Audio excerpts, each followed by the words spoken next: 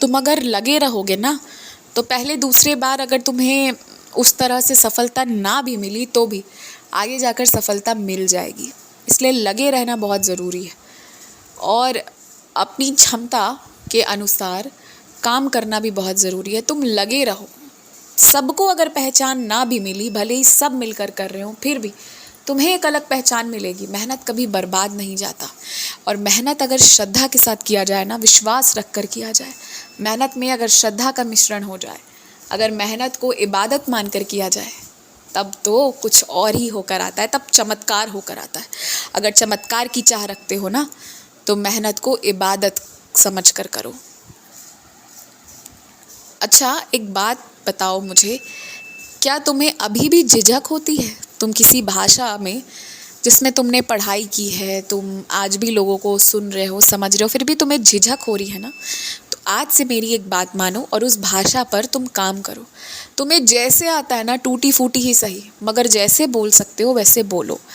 और उसके लिए ना हर दिन आधे घंटे का समय ईमानदारी से निकालो, जिसमें तुम उस भाषा में बात करो, उस भाषा में औरों को बात करते सुनो।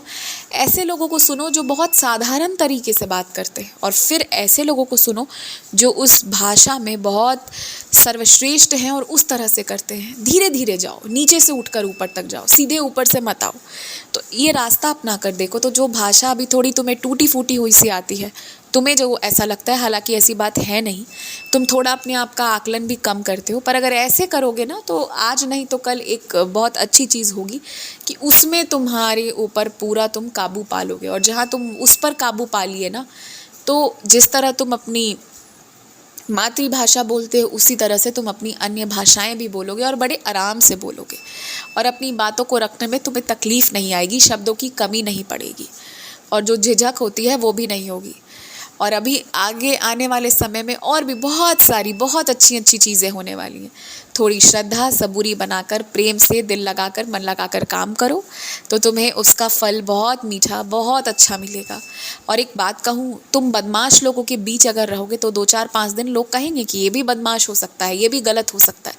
पर जहाँ लोग तुम्हें देख लेंगे ना कि तुम उन लोगों के बीच रहकर भी वैसा कोई काम नहीं कर रहे हो, तो बाहर तुम्हारी पहचान बदलने में समय नहीं लगेगा कि भले ये किसी के बीच भी रहे, पर इस व्यक्ति का अपना एक सिद्धांत है जिस पर ये काम करता है और ये गलत नहीं करता है। तो ये चीज़ होने में भी ना ज़्यादा समय नहीं लगता है। तो तुम इस चीज़ से मत घबराओ कि तुम अच्छे लोगों के साथ काम कर रहे हो या बुरे लोगों के साथ काम कर रहे हो। तुम अपने मन को मजबूत रखो, तुम जिन सिद्धांतों पर काम करते आए हो तुम उन्हीं पर करो। अपने मुंह से, अपनी ज़ुबान से, अपने काम से, अपने किसी भी चीज़ से किसी का के दिल को मत दुखाओ, किसी को ठेस मत पहुंचाओ। इसके बाद और कुछ करने की आवश्यकता नहीं है। तुम जो हो, जैसे हो ना, सब दुनिया वाले देख लेंगे, सबको समझ में आ जाएगा, और कहीं ना कहीं अभी भी समझ आ रहा है। तुम्हारी जो ख्वाहिशें हैं ना, वो ख्वाहिशें ही रहेंगी जब तक उसे तुम अपने से शुरू नहीं करोगे। अगर तुम्हें किताब लिखनी है, अगर तुम्हें दुकान खोलना है, अगर तुम्हें कोई अलग तरह का कपड़ा सिलना है, कुछ भी करना है, तो तुम्हें वो करना शुरू करना होगा। नहीं करोगे तब तक वो पूरा नहीं होगा। जब तक शुरुआत नहीं होगी तब तक उसका अंत भी नहीं हो सकता, तब तक लक्ष्य तक नहीं पहुंचा जा सकता। और जब तक शुरू नहीं होगा तब तक मैं भी ये वादा नहीं कर सकता कि हाँ मैं तुम्हें उसमें सफलता दूंगा।